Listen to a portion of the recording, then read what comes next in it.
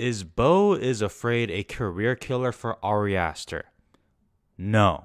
He literally has a movie already in pre-production, you dumb motherfucker. So I saw the new film from Ari Aster last night, and I was going to record this when I came home from that screening, but honestly, I needed some time to process things because what the hell? Beau is Afraid, bitch, I am confused. And when I say confused, I'm not even necessarily talking about how the movie made me feel and how the movie is confusing, even though I'm sure that plays a little part of it. I'm confused on how I really feel about this. Because on one hand, this is not the worst movie of the year. I think that's kind of insane if you think that, but hey, that's just me. But on the other hand, I'm certainly not head over heels for calling it a masterpiece or anything like that. I'm not. And maybe like Ari Aster, I need a therapist to kind of talk out my feelings specifically about this movie, but hopefully I can do that with you here. Joaquin Phoenix plays Beau as he tries to get home to his mother's house. Now, depending on who your family is, I'm sure a lot of people can relate to having anxiety on going to a family member's house where you may or may not want to. Beau is Afraid might be Ari Aster's most impressive movie on a technical level. First of all, the production design. Oh my God, the production design is incredible. And specifically,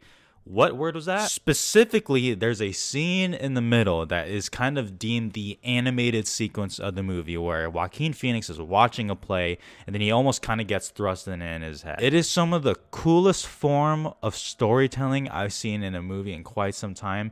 The narration over it was both like very captivating and just very unsettling to me. It was stunning, and that was a scene where it kind of blew me away. I can't lie. The price of a ticket might be worth it for that scene alone, if I'm being real. It is truly incredible. I loved it. I think it was just so cool to see and so visually appealing, and like the storytelling choice. I mean, Ari Aster got some balls, man. On top of that, this is definitely his most funny movie. Now, maybe that's a low bar. There's nothing that funny, I guess, about Hereditary and Midsommar when you think about it, but still very funny. It's very, very pitch black comedy. So if it's not your thing, you might be in for a rough time. Because to me, this movie desperately needed some levity, and I'm glad those comedic moments gave it to me, because outside of some specific scenes, particularly I think the first hour is incredible. I love that specific scene in the second act, and there are specific scenes sprinkled throughout that I think are incredible. Overall, though, I just don't care. And when I say that, I mean this movie will certainly leave you thinking. Right? Whether you love it, you hate it, this movie will be talked about, and I think that's a good thing no matter what. You're talking to someone who is obviously the leader of the Babylon Hive, a very divisive movie in itself. One of the great parts about that movie, I think, is the talk it got after its release, during its release, whatever. Beau is Afraid might do the same thing. So it'll leave you thinking, it'll leave you with some questions, it'll kind of leave you thinking, what is the point of this scene? What is he trying to say here? I get all of that, and I usually like those things about movies.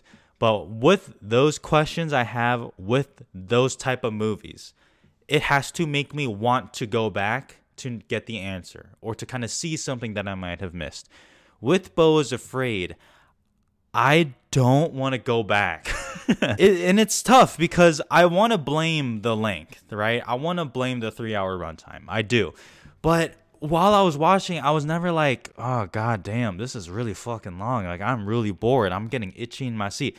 I wasn't really feeling that. I was aware that it was a long movie, but I don't really want to go through that again. There's no real rewatchability factor for me with this movie, and that might be insane to some of you guys, because I'm sure a lot of people will watch this and be like, I need to go back and see that again because I want to know this piece or this piece. For me, being in this 3-hour, like, oddly funny, anxiety-filled epic, and it is an epic, I was exhausted after that movie. I felt like I was in the goddamn NBA playoffs. I was like, oh my god, I need a fucking breather. I hope this isn't one of those movies where the people who love it kind of point down to everyone else who doesn't and be like, haha, you're a simpleton general audience fuck. I hope this doesn't become one of those movies, even though I'm afraid it might be. But listen, I'll say it.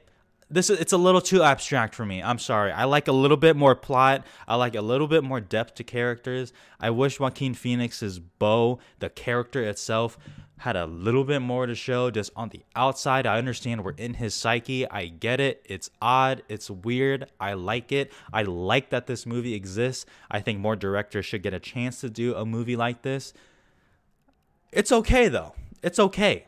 I don't dislike this movie. This movie is not bad at all. Like I said, if this is the worst movie of the year, it's going to be a pretty goddamn good year. It's just when you think the movie's going to end, then it kind of keeps going. And then when it actually does end, I'm like, huh. For me personally, I just wish I had something more to grab onto, right? I just needed something a little bit more to hold on to. Having said that, it's an oddly fascinating movie. It is. And it's funny because the first thing I saw when I opened my Letterboxd after the screening is I saw an immediate 4.5 stars followed by a 1 star. And this is the kind of movie it's going to be. This is going to have like an F cinema score, but it's going to be talked about certainly. And I think that's a good thing. This movie is no career killer. Ari Aster is fine. Beau is Afraid, 3 stars. I need a palate cleanse or something after that. I need to watch some SpongeBob or something, man.